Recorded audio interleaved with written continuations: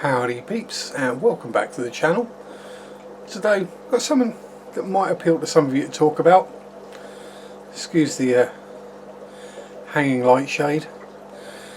Today we're going to be talking about breeding for profit. What does it involve? Should you do it? And is it for you? Let's get the camera turned around and look at something prettier than my ugly mug. Oh yeah, soon coming. Sharpie merch. Right, here we go. So we've been doing water changes today, and yes, things still look fairly gunky, but should you do breeding for profit? Excuse me. It entirely depends on what you want to get out of it and the time you've got available to put into it. There's a lot more goes into it than quite a few think. For example, this rack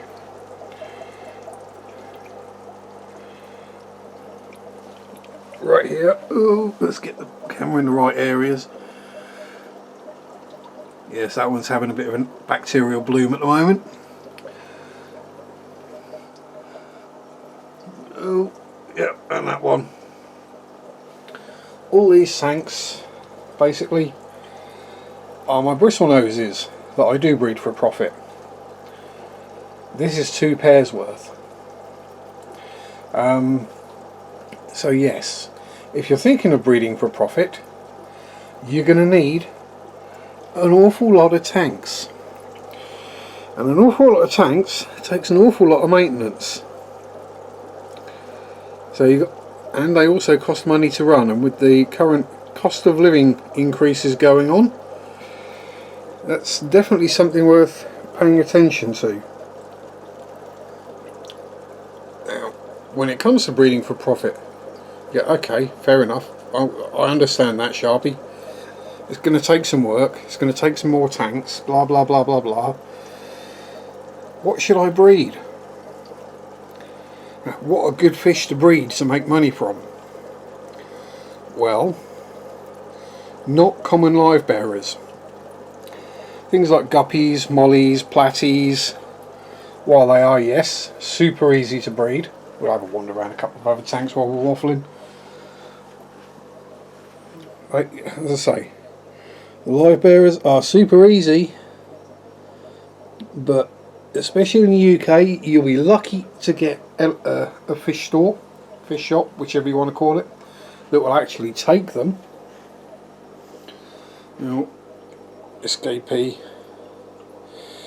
And if they do take them, you will get pennies per fish, and they won't want huge amounts of them. What about cichlid, Sharpie? Are they a good idea? Well, it all depends on the cichlid and the water in your area. For example, I live in a very hard water area, so for me, I do quite well breeding some shell dwellers. They make a nice top up. These are the similis.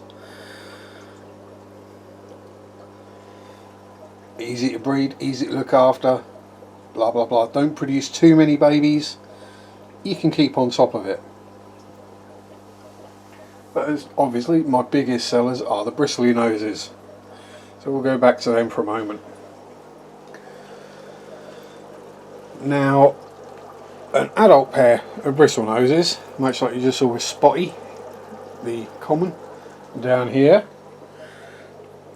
father to 1,000, or well, by this point, father to a few thousand bristle noses.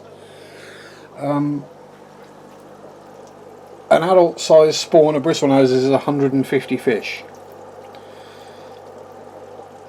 Yes, that's right, 150. So you can quickly get overrun. Go down here, we've got another tank of bristle noses. there's a breeder box full, and another tank full. But yeah, bristlies are a good choice in all the various different flavours and colours and whatever. But the best thing to do, first of all, before you even think about breeding them for profit, think to yourself, who do I want to sell my fish to? Do I want to deal with the public? Bearing in mind that most people will buy 1 or 2 fish at a time, perhaps. Most members of the public will just buy a bristlenose, for example. And you probably don't want to be dealing with 150 customers a month all buying 1 bristlenose. So for me, I find it a lot easier to deal direct with the stores. Yes, you do get less money per fish, but you're catching 50, 100, whatever at a time, and you know, it's just easier. Plus you get the weird looks off all the other customers when you go in with fish and come out with money. But that's beside the point. So we're back to what should you breed. It's not necessarily what you want to breed. There is a salutary story locally to me where someone decided they wanted to breed jaguar cichlids. And yes, we've got a bit more of a bacterial bloom in here as well. These are Limia perugiae and ramshorn snails. But yes, so he was successful and bred hundreds